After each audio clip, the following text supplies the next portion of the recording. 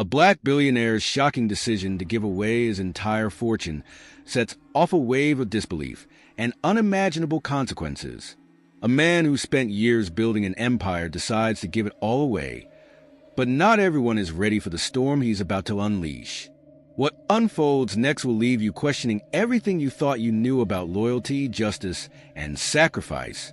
Before we get into this unforgettable story, make sure you're subscribed to Epic Story Moments. Don't forget to hit that bell so you never miss another amazing tale. If you enjoy the story, like, share, and leave a comment. It helps us bring more heartwarming stories your way. And we'd love to know, where are you watching from? Let's stay connected. Malcolm Davis, a self-made billionaire, had built his tech empire from scratch, yet few truly understood the man behind the staggering wealth. Reclusive and enigmatic, Malcolm preferred solitude over the spotlight, living a surprisingly modest life in Montgomery Heights, a picturesque, affluent suburb that masked an undercurrent of quiet prejudice. The sprawling neighborhoods of manicured lawns and stately homes were a stark contrast to Malcolm's unassuming residence, an old but elegant house tucked away at the edge of town. Despite his isolation, Malcolm had one trusted confidant, Clara Young, his fiercely intelligent and empathetic personal assistant. Clara had worked for Malcolm for over a decade, becoming the closest thing he had to a family. She admired his sharp mind and unwavering principles, but often worried about the loneliness he seemed to embrace so willingly. One crisp autumn morning, Clara arrived at Malcolm's home to find him unusually animated. He had summoned her to the study, a room filled with bookshelves that seemed to touch the ceiling. His announcement stunned her. Malcolm planned to give away his entire fortune, not to charities, not to foundations, but directly to individuals. People he deemed worthy based on their struggles, virtues, and resilience. Clara was incredulous. "You're giving it all away? Just like that?" Malcolm's dark eyes sparkled with conviction. "Clara, I've been thinking about this for years. Money has always been a means to an end. It's time to put it to real use, to change lives directly, not through faceless organizations, but through people who need it the most." Word of Malcolm's plan spread quickly, first among his close circles and then to the wider public. The reactions were as varied as they were intense. Some lauded him as a visionary, while others dismissed his decision as a reckless publicity stunt. Within Montgomery Heights, however, the news was met with a mix of curiosity and skepticism. Many neighbors, already wary of Malcolm's quiet presence, began whispering about his motivations. Among the broader public, the announcement sparked hope in unexpected places. People from all walks of life began sharing their stories, desperate for a chance to be noticed by the billionaire. For Malcolm, this wasn't about buying goodwill or fame. It was about fulfilling a deeply personal mission. For Clara, it marked the beginning of a journey she wasn't sure either of them was prepared for. As the days passed, Malcolm began laying out the process for selecting individuals, creating a system to hear stories and vet candidates. Clara, though initially hesitant, stood by him, helping to organize what felt like an impossible task. The world watched as Malcolm Davis prepared to transform lives, but few could have anticipated how profoundly his own life would change in the process. Malcolm's announcement rippled through Montgomery Heights like a storm, unsettling the polished tranquility of its privileged residents. While the public buzzed with excitement and speculation, the neighborhood's elites were quick to condemn the move. Whispers spread at exclusive luncheons and golf club gatherings, with wealthy homeowners branding the billionaire's gesture as nothing more than a calculated publicity stunt. "He's trying to turn us into a circus," one neighbor scoffed during a heated meeting of the Montgomery Heights Social Committee. This group of affluent, self-proclaimed community leaders prided themselves on maintaining the integrity of their enclave.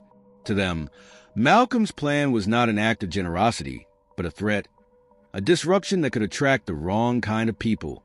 While skeptics and critics made noise, people like Ethan Carter clung to hope. A single father in his mid-30s, Ethan had once been a passionate community activist, rallying for better housing and education in underserved neighborhoods. But life hadn't been kind to him. After losing his wife to cancer and facing mounting medical debts, Ethan had to abandon his activism to focus on raising his 8-year-old daughter, Lila. Working long hours as a delivery driver, he struggled to make ends meet. When Ethan heard about Malcolm's plan, he saw a glimmer of hope, not just for himself, but for Lila, whose childhood had been marked by sacrifices and hardships. "If there's even a chance this could help us, I have to try," Ethan muttered to himself late one night as he stared at the application process on his aging laptop. Meanwhile, Malcolm worked tirelessly to bring his vision to life. He began a secretive vetting process, determined to identify individuals whose stories resonated with his core values of resilience, kindness, and justice. Clara was at his side, organizing interviews and reading through thousands of heartfelt letters and applications. One applicant was a widowed mother of 3 who had started a small community garden to feed her neighborhood. Another was a young man who had put himself through college while caring for his disabled brother. The stories were overwhelming, each one a testament to human endurance. Malcolm was moved but also burdened by the enormity of the task. As Malcolm's team quietly pushed forward, tensions with the Montgomery Heights Social Committee escalated. Walter Green, the committee's chair and a man with deep political ties, publicly questioned Malcolm's intentions during a local news interview. "Charity is admirable," Green said with a rehearsed smile. "But uncontrolled philanthropy like this, it has consequences. Our community has a delicate balance that must be preserved." Clara seethed as she watched the interview from her office. "Delicate balance? He means keeping the neighborhood exclusive and free of anyone who doesn't fit their mold," she muttered.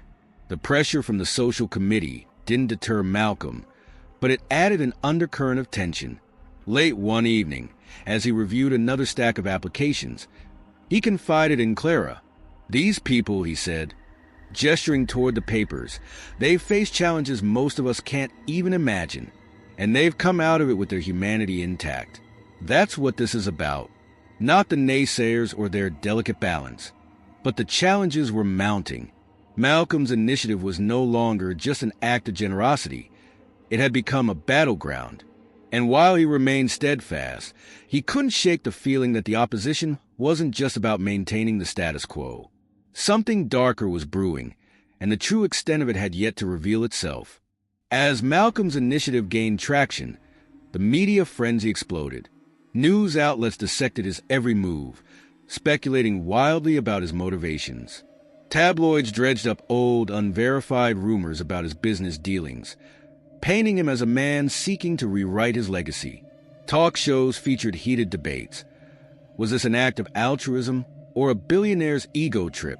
The scrutiny was relentless, and for every person inspired by his generosity, there seemed to be another who questioned it. Malcolm, however, refused to engage with the noise. He focused on the selection process, interviewing candidates whose stories left him humbled and determined. Among them was Ethan Carter. Ethan arrived at Malcolm's modest estate with a mix of hope and apprehension. Sitting across from Malcolm in the study, he shared his story, his voice steady but tinged with emotion. He spoke about the community programs he'd organized in his youth, mentorship initiatives, food drives, and affordable housing campaigns. But as he worked to uplift others, systemic barriers chipped away at his efforts. "I lost my funding, my home, and eventually my wife," Ethan admitted, his gaze dropping to the floor. "I don't regret the fight, but I can't help wondering what might have been if I'd had someone like you in my corner back then." Malcolm listened intently, his expression unreadable. When Ethan finished, Malcolm leaned forward. "You've done more for others with so little than most people ever do with everything. That takes a kind of strength most don't have." Ethan left the meeting feeling lighter, but uncertain. Had he said enough? Was his story compelling enough to earn Malcolm's trust, and perhaps his aid? While Malcolm and Clara pressed forward with the selection process, tensions outside the estate escalated. Clara began noticing peculiar patterns.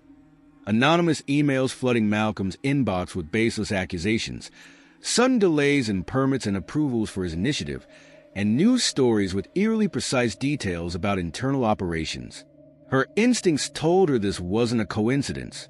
Digging deeper, she uncovered evidence tying the Montgomery Heights Social Committee to a smear campaign against Malcolm. Walter Green, the committee's chair, had not only orchestrated the spread of malicious rumors, but also funded lawsuits intended to tie Malcolm up in legal battles. Clara stormed into Malcolm's study late one evening, clutching a folder of incriminating documents. "They're trying to destroy you," she said, her voice trembling with anger. Malcolm glanced at the folder but didn't touch it. "I expected resistance, Clara. I just didn't think it would be this organized." Her response was sharp. "This isn't just resistance.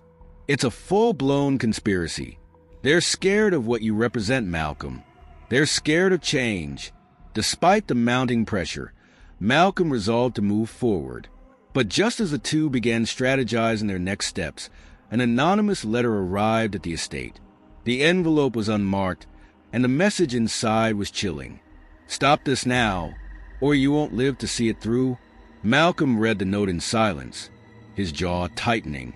Clara's face paled as she looked at him, waiting for a reaction. "This doesn't change anything," he said finally, his voice steady but grim. But as the shadows outside his window seemed to stretch further into the night, even Malcolm couldn't ignore the weight of the threat. Someone was willing to go to extremes to stop him, and the battle he had anticipated was quickly becoming far more dangerous than he had ever imagined. Malcolm sat in his study, the anonymous threat still weighing heavily on his mind. The steady hum of the clock seemed louder than usual, an unwelcome reminder of the time slipping away. Despite the danger, he was resolute. This mission wasn't about him. It was about giving people the chance he'd once been denied. Yet, the strain was beginning to show. One evening, as Clara joined him for tea, she noticed the dark circles under his eyes. "You need to rest, Malcolm. This is starting to take a toll." He stared into his cup, lost in thought. "When I was fresh out of college," he began quietly, "I applied for a position at a company I admired. I had all the credentials, aced the interviews. They told me I was exactly what they needed. And then, just like that, I was rejected." Clara frowned. "Why?" "They didn't say," he replied, his voice laced with bitterness. "But I overheard the hiring manager talking to someone in the hall. 'A man like that wouldn't fit in here,' he said." I knew exactly what he meant.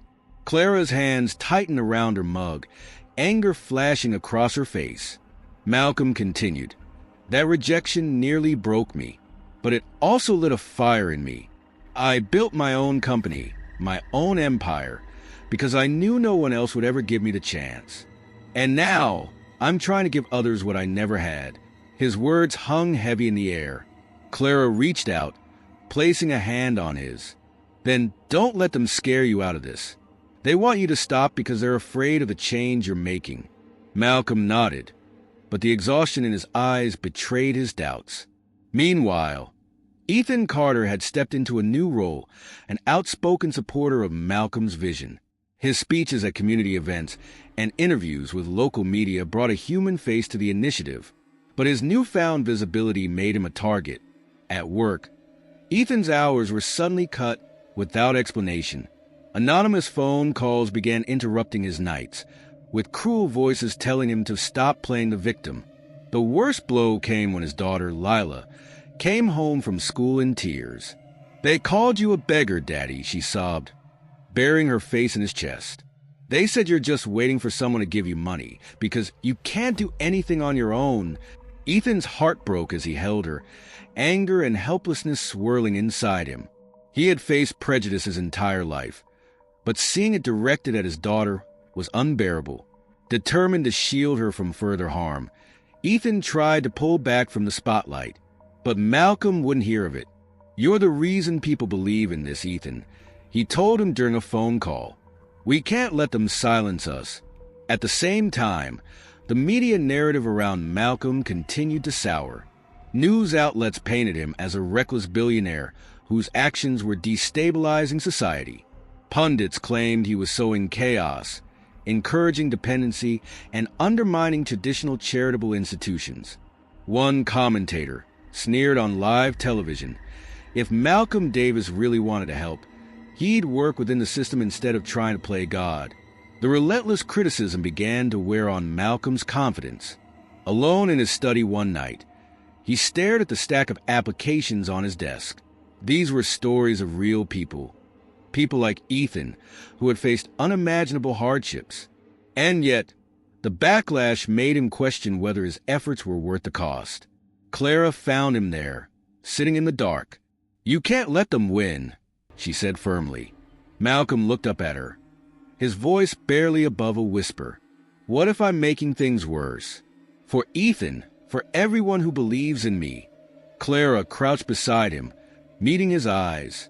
This was never going to be easy, but the people who matter, the ones you're fighting for, they need you to keep going. And you need to remind yourself why you started this. Malcolm sat in silence, her words sinking in. Deep down, he knew she was right. But with the challenges mounting and the stakes higher than ever, he couldn't shake the feeling that the worst was yet to come. As the media storm around Malcolm continued to grow, one journalist stood out among the cacophony of voices. Jasmine Ortiz, a sharp and principled reporter known for her investigative work, had taken a personal interest in Malcolm's story. While many of her colleagues were content to churn out sensational headlines, Jasmine wanted to uncover the truth. Her research led her beyond the current controversy and into Malcolm's past. What she discovered surprised her. Over the years, Malcolm had quietly funded scholarships for underprivileged students, rebuilt community centers in struggling neighborhoods, and donated anonymously to disaster relief efforts. Intrigued, Jasmine reached out to those who had benefited from his acts of kindness. A former scholarship recipient told her, "Mr. Davis didn't just give me money for college. He believed in me when no one else did." A community leader recounted how Malcolm had funded the renovation of a youth center, insisting that his name not be mentioned. Jasmine began to see Malcolm not as the aloof billionaire portrayed in the headlines, but as a man driven by a deep sense of justice. Her reports highlighted these stories, offering a counter-narrative to the widespread criticism. Meanwhile, Malcolm's relationship with Ethan Carter deepened. Despite the harassment and struggles Ethan faced, he remained hopeful, determined to prove that Malcolm's vision was worth fighting for. Over coffee one evening at Malcolm's estate, the two men shared their stories. "You remind me of myself," Malcolm admitted, sipping from his mug. "When I was your age, I had the same fire in me. I wanted to change the world, to fight back against everything that tried to hold me down." Ethan chuckled. "And now you're doing it on a scale I can barely comprehend." Malcolm shook his head. "It's not about the scale. It's about the impact. People like you, Ethan. You're the reason I'm doing this. You give me hope that this fight is still worth it." Ethan's optimism became a source of strength for Malcolm. In moments of doubt, he found himself thinking of Ethan's determination to provide a better life for his daughter. Clara, however, remained on edge. Her investigation into the Montgomery Heights Social Committee had led her to Walter Green, the committee's influential chair. On the surface, Green was the epitome of respectability, a polished and affable man with deep ties to the local community. But Clara's instincts told her there was more to him than met the eye. Her suspicions were confirmed when she discovered Green's connections to several controversial lobbying groups. These organizations had a history of using their wealth and influence to suppress grassroots movements and maintain systemic inequalities. Clara dug deeper, uncovering financial records that tied Green to a shadowy fund known for orchestrating smear campaigns and legal intimidation. She realized that Green wasn't just opposing Malcolm out of personal disdain. He saw Malcolm's actions as a threat to the very power structures he had spent decades upholding. When she confronted Malcolm with the evidence, he nodded gravely. "It makes sense. People like Green don't just fear change. They fear losing control." Clara leaned forward, her voice low but firm. "We need to be careful, Malcolm. Green isn't just trying to stop you. He's playing the long game. And he's not above using dirty tactics to win." Despite the mounting challenges, Malcolm found solace in the relationships he had built. Ethan's resilience reminded him of why he had started this journey, and Jasmine's balanced reporting offered a glimmer of hope that the truth might still prevail. But as Clara's discoveries painted an increasingly dangerous picture, Malcolm couldn't shake the feeling that Green's influence was just the tip of the iceberg. The tension surrounding Malcolm's initiative escalated to a breaking point when his estate was targeted in a brazen act of vandalism. The windows of his modest home were shattered. Hateful graffiti scrawled across the walls with phrases like, "Stay in your place," and "not in our neighborhood." Malcolm stood in the driveway, surveying the damage with an expression of grim resolve. Later that night, Clara reviewed the estate's security footage, only to discover that the vandals had somehow bypassed key areas of surveillance. It wasn't just a random attack. It was methodical, deliberate. Someone on the inside must have helped them, Clara muttered, her fingers clenching around the edge of her laptop. Malcolm's personal security team doubled its efforts, but the breach left an unsettling question hanging in the air. Who among his trusted circle could be feeding information to his enemies? As Malcolm dealt with the immediate aftermath of the attack, Jasmine Ortiz continued her investigation into Walter Green. Her research led her to a forgotten chapter in Malcolm's family history, a scandal from decades earlier. She discovered that in the late 1980s, Malcolm's father, Robert Davis, had been embroiled in a legal battle over land rights. Robert had been poised to build affordable housing on a plot of land he'd lawfully acquired, a move that threatened the interests of powerful local developers. Among them was none other than Walter Green, then a rising star in real estate and politics. Through a combination of bribery and manipulation, Green had orchestrated a smear campaign that painted Robert Davis as a fraud. The stress of the ordeal had taken a toll on Malcolm's family, driving them into financial ruin and leaving a young Malcolm with a deep-seated mistrust of the system. When Jasmine presented these findings to Malcolm, the revelation hit him like a punch to the gut. He sat in silence, staring at the faded newspaper clippings she'd unearthed. All this time, he murmured, "I thought my father's fight ended with him, but it didn't.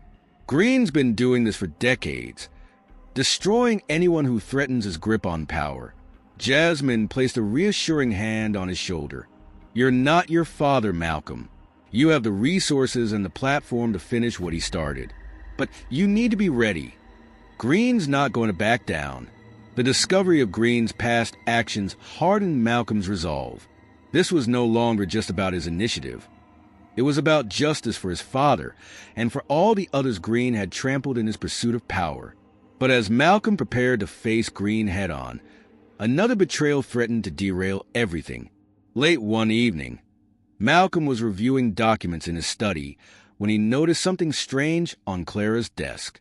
A printed email exchange, left out in haste, caught his eye. The correspondence was between Clara and Walter Green. In the messages, Green appeared to be coaxing information out of her, asking about Malcolm's plans and operations, while Clara's replies were guarded. The very fact that she had been communicating with him at all felt like a knife in Malcolm's back. When Clara returned to the room, Malcolm confronted her, holding the printed emails aloft. "What is this, Clara? Why are you talking to Green?"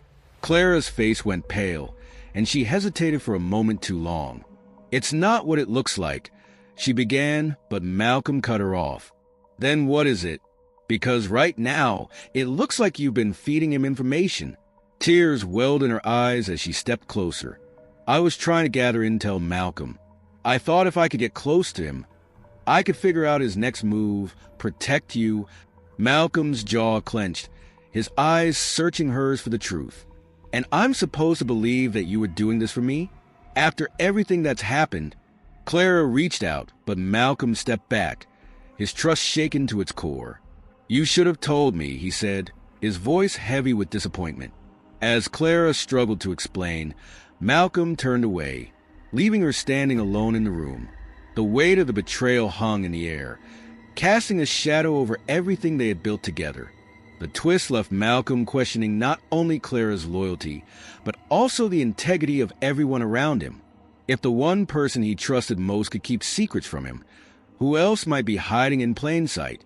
The stage was set for a confrontation that would test not only Malcolm's resolve, but also his faith in the people closest to him. The air was tense as Malcolm stood across from Clara in his study, the printed email still clutched in his hand. Her tear-streaked face told him she wasn't hiding anymore. "I need to know the truth, Clara," he said firmly, though his voice betrayed his exhaustion. "Why were you corresponding with Green?" Clara took a deep breath, her voice shaking as she began. "I didn't want to tell you because I knew how it would look. But Malcolm, I wasn't working against you. I was gathering evidence." "Evidence?" Malcolm's skepticism was palpable. "Yes," she insisted, stepping closer. "Green didn't just come after you because of your initiative. He's been using his influence to exploit marginalized communities for years. When I started looking into his background, I realized how deep it went. His lobbying groups, they've funneled money into displacing families, destroying affordable housing projects, and covering up environmental violations in low-income neighborhoods. I thought if I could get him to talk, I could expose him." Malcolm studied her face, searching for any sign of deceit. But all he saw was the same woman who had stood by his side through thick and thin. "Why didn't you tell me?" "Because I didn't want to drag you into it until I had enough to bring him down," she admitted. "I know how much this fight is already costing you, Malcolm. I didn't want to add to it." Malcolm let out a long sigh, the tension in his shoulders easing slightly. He placed the emails on his desk, his trust in Clara shaken but not broken. "You should have come to me. We could have faced this together." Clara nodded, her expression filled with regret. "I know, and I'm sorry. But now, we have enough to turn the tide." As they pieced together the information Clara had collected, the scope of Green's corruption became clear. He wasn't just a local power broker. He had ties to influential developers, politicians, and media figures in Montgomery Heights and beyond. Together, they had conspired to keep marginalized communities powerless while profiting from their displacement. Meanwhile, Ethan Carter had emerged as an unexpected leader within the community. His unwavering support for Malcolm's initiative had earned him respect, even from skeptics. At a local town hall meeting, Ethan took the stage, speaking directly to the concerns of the audience. "I know some of you are afraid of change," Ethan began, his voice steady. "But what Malcolm is doing isn't about handouts or chaos. It's about giving people a fair shot. The same shot many of you had when you built your lives here. I know what it's like to be overlooked, to feel like no one's listening. But I'm here to tell you that this isn't just about one man or one initiative. This is about us as a community, choosing to do better." His words resonated, and by the end of the meeting, several attendees approached him to offer their support. Ethan's leadership brought new energy to the movement, countering the negative narratives perpetuated by the media. Back at Malcolm's estate, Clara presented him with a damning dossier outlining Green's connections and corrupt dealings. "This is enough to expose him," she said, "but we'll need someone with a platform to get the story out." Malcolm nodded, a small smile tugging at the corners of his lips. "I think I know just a person." They reached out to Jasmine Ortiz, who was more than willing to help. "If this is true," Jasmine said after reviewing the dossier, "it's not just a story, it's a reckoning. People like Green thrive in the shadows. But once this goes public, those shadows won't be enough to hide him." With Ethan rallying community support, Clara's revelations about Green's corruption, and Jasmine preparing to publish an explosive exposé, the tide finally seemed to be turning. But Malcolm knew the fight was far from over. Green wasn't the type to go down quietly, and the closer they got to the truth, the more dangerous the situation became. Still, for the first time in weeks, Malcolm felt a glimmer of hope. The pieces were falling into place, and the momentum was shifting. As the night stretched on, Malcolm sat in his study, staring at a photograph of his father on the wall. "This is for you, Dad," he whispered, "and for everyone else who's ever been told they don't belong." The battle lines had been drawn, and the fight for justice was about to reach its most pivotal moment. The realization of Green's corruption and the momentum of the growing movement ignited a spark in Malcolm.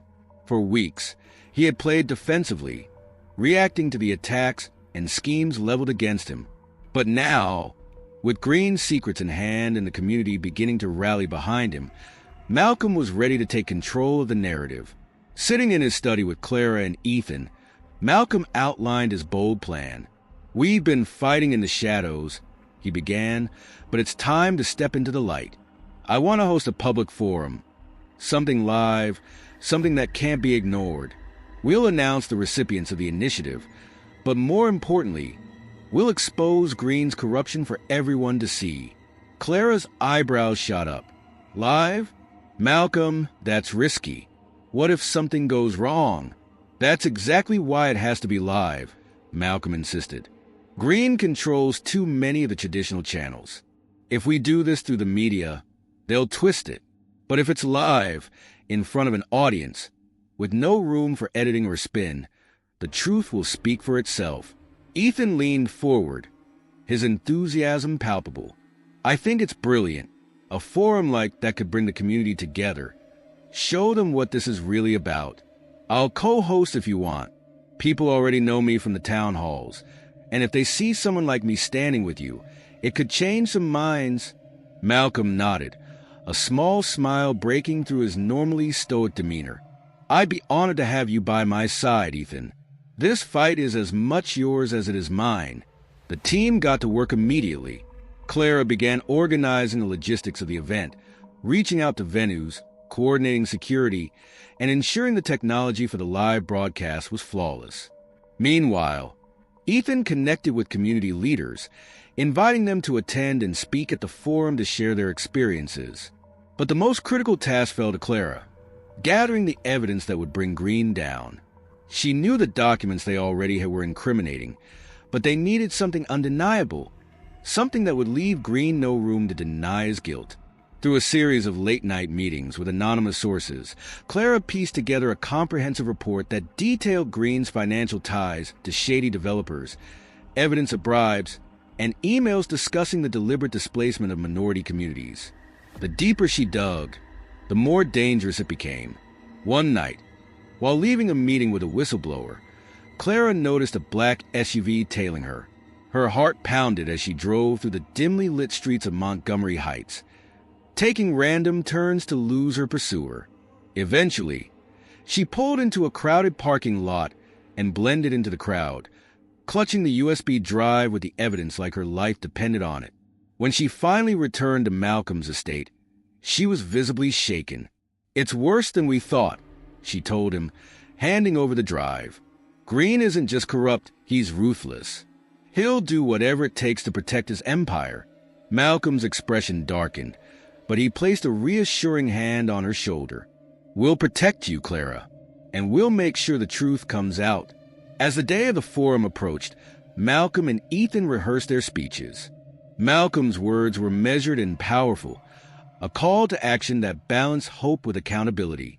Ethan's speech, by contrast, was raw and emotional, drawing on his own struggles to connect with the audience on a deeply personal level. The event was set to be held in the local community center, a symbolic location given its history as a place where Malcolm's father had once fought for equal opportunities. The forum would be broadcast live online and on local television, ensuring that the message reached as many people as possible. Despite the risks, Malcolm felt an unshakable sense of purpose. As he stood on the stage during a final run-through, he looked out at the empty seats and imagined them filled with people ready to hear the truth. "This is it," he murmured to himself. "This is the moment we take everything back." With Clara's evidence prepared, Ethan ready to inspire the crowd, and the community beginning to rally behind him, Malcolm's bold strategy was set. All that remained was to see if the truth could truly triumph over the forces aligned against them. The day of the forum arrived, and the atmosphere outside the community center was electric.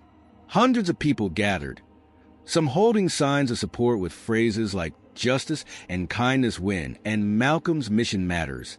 Others, more hostile, shouted accusations and carried banners that read, "Keep Montgomery Heights safe" and "No to reckless charity." Inside, Malcolm stood backstage with Clara, Ethan, and Jasmine, His calm demeanor masked the storm of emotions swirling within him. "Remember," he said to Ethan, "this isn't just about us. It's about giving people hope." Ethan nodded, his jaw tight with determination. "We've got this, Malcolm." The lights dimmed, signaling the start of the live broadcast. Clara gave Malcolm an encouraging nod, while Jasmine adjusted her equipment, prepared to capture every moment. As Malcolm stepped onto the stage, a wave of mixed reactions surged through the crowd. Cheers of support clashed with jeers from detractors, but Malcolm stood firm. He began his speech with a deep breath, his voice steady and resonant. "I was born with nothing," he started, his words carrying the weight of his journey. "I grew up in a world that told me my dreams were too big, my skin too dark, my ambition too audacious. But I refused to accept that. I fought for my place at the table, not just for me, but for everyone who's been told they don't belong." The room quieted as Malcolm recounted his struggles, the racism he faced as a young entrepreneur, the moments of doubt, and the triumphs that followed. "I stand here today, not as a billionaire, but as a man who believes in the power of kindness, resilience, and justice. That's why I'm giving it all away, to help others rise, just as I was helped." As he spoke, the crowd's mood began to shift. Even some of the skeptics found themselves nodding along, moved by his authenticity. Then, Malcolm began announcing the first recipients of his initiative. He started with Ethan, sharing his story of activism, perseverance, and fatherhood. Ethan joined him on stage, greeted by applause from the supportive sections of the crowd. But just as the applause swelled, chaos erupted. A group of protesters in the audience began shouting and throwing objects. At the same time, the power flickered and a fire alarm blared. Security rushed to contain the situation, but the disruption threatened to derail the event. From backstage, Clara watched in horror, her suspicion growing. "This isn't random," she muttered. "It's staged." Her fears were confirmed when Jasmine, filming near the crowd, spotted a familiar face, Walter Green. He stood among the chaos, calmly directing the disruptors from the sidelines. Jasmine's pulse quickened as she realized the opportunity before her. Ignoring the commotion, she approached Green with her camera rolling. "Mr. Green," she called out, her voice cutting through the noise. "Care to comment on your connections to the developers exploiting marginalized communities? Or the evidence linking you to illegal lobbying?" Green froze, his confident demeanor faltering. He turned to leave, but Jasmine blocked his path. "We have the emails, the financial records, and testimony from whistleblowers. The truth is out, Mr. Green. What do you have to say?" The confrontation drew the attention of the crowd and the cameras. Gasps rippled through the audience as Jasmine's words sunk in. Green's carefully curated reputation began to crumble before their eyes. Meanwhile, Malcolm tried to regain control of the stage, but the situation grew more dangerous. Security rushed him off stage as objects narrowly missed hitting him. From backstage, Clara, Ethan, and Jasmine watched in horror as the scene unfolded. The broadcast cut to static as the fire alarm continued to wail. Outside, reporters scrambled to piece together what had happened, while inside, the tension reached its peak. Malcolm, escorted by security to a waiting car, turned to Clara and Ethan. "We've shaken them," he said, his voice steady despite the chaos. "Now we just need to finish this." The forum had taken a dramatic turn, and while Green's exposure had been a victory, Malcolm's mission hung in the balance. The night's events left everyone wondering, would the truth be enough to overcome the forces determined to silence it? The weeks following the public forum marked a turning point in the battle for justice. The chaos of the event had shaken the town of Montgomery Heights, but it also ignited something far greater, a wave of truth, momentum, and solidarity that could not be extinguished. Green's attempt to sabotage Malcolm's initiative had backfired spectacularly. Jasmine's relentless pursuit of the truth had led to a bombshell investigation. With her footage of the confrontation at the forum and the damning evidence Clara had gathered, Green's web of corruption unraveled before the public eye. The investigation revealed not only Green's illegal lobbying activities, but also his direct involvement in exploiting vulnerable communities for personal gain. Federal agents swooped in, and within days, Green was arrested on charges of fraud, bribery, and conspiracy. The shockwave of his arrest rippled through Montgomery Heights and beyond, as it became clear that the rot extended deeper than anyone had imagined. Malcolm stood at the front of the movement, but he did not do so alone. The impact of his initiative spread far and wide. Donations poured in from unexpected sources. Business leaders who had once dismissed him now pledged their support, offering financial backing and public endorsements for his mission. Even those who had once called him reckless began to rally behind the cause, realizing the transformative power of kindness and the urgency of addressing systemic inequality. For Malcolm, the most poignant moment came when the first wave of recipients of his fortune were able to begin their new journeys. Ethan, who had become the face of the movement, received a substantial grant to help fund his community center, a place where struggling families could receive job training, legal assistance, and emotional support. The center quickly became a beacon of hope, its success becoming a model for other communities across the nation. Ethan's heartfelt story, shared during the forum and later picked up by national media outlets, went viral. The story of a father who fought against the system to provide a better life for his daughter resonated deeply with millions of people. It sparked a national movement, with people across the country organizing events, volunteering, and raising funds to support local initiatives focused on kindness, justice, and opportunity. Malcolm's vision was beginning to take root in ways he had never anticipated. His decision to give away his wealth had not only transformed the lives of individuals, but had sparked a cultural shift, a ripple effect that challenged people everywhere to think beyond themselves and consider the collective good. Clara, who had stood by Malcolm through every twist and turn, saw the fruits of their labor beginning to blossom. She had played a quiet but pivotal role in exposing Green's corruption and supporting Malcolm's mission. As she stood by his side at a press conference announcing the success of the first phase of the initiative, she reflected on the journey that had brought them here. Malcolm, though weary from the fight, allowed himself a moment of quiet pride. He had faced overwhelming odds, prejudice, backlash, betrayal. But through it all, he had held on to the belief that one person could make a difference. And now, that belief was being realized in a way he had never imagined. "There's so much more to do," he said, addressing the reporters gathered before him. "This is just the beginning. The fight for justice doesn't end here. It's not about the money I've given away. It's about the people who are finally being seen, heard, and given a chance. This movement is about changing the way we see each other, about showing up for one another." As he spoke, the cameras captured the faces of the people in the crowd. Families who had received grants, individuals who had been empowered by the initiative, and volunteers who had dedicated their time to the cause. They weren't just standing behind Malcolm. They were standing together, united in a common mission to create a more just world. Ethan, now a prominent leader within the movement, stood by Malcolm's side, his daughter Lila holding his hand. "This is for them," he said, gesturing to the crowd, and for everyone who believed in a better future. The emotional climax of the day was marked not just by the exposure of Green's crimes, but by the realization that the true power lay not in wealth, but in the people. People who had found strength in one another and in the shared vision of a better world. As the sun set over Montgomery Heights, the community that had once been divided stood together, stronger than ever before. Malcolm, Clara, Ethan, and the countless individuals who had joined the movement knew that their work was far from finished, but they had laid the foundation for something enduring.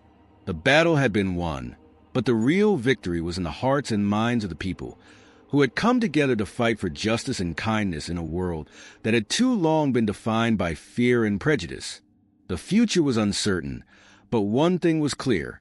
The ripple effect of their actions would be felt for generations to come. As the movement gained momentum, Malcolm found moments of solitude in the quiet hours of the night, reflecting on the incredible journey he had been on. He had once been a man who kept his head down, building his tech empire in isolation, never seeking the spotlight.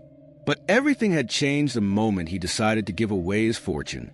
He realized that privilege, when used for the right reasons, had the power to change the course of lives, not just the lives of those receiving it, but also the lives of those who chose to use it to lift others.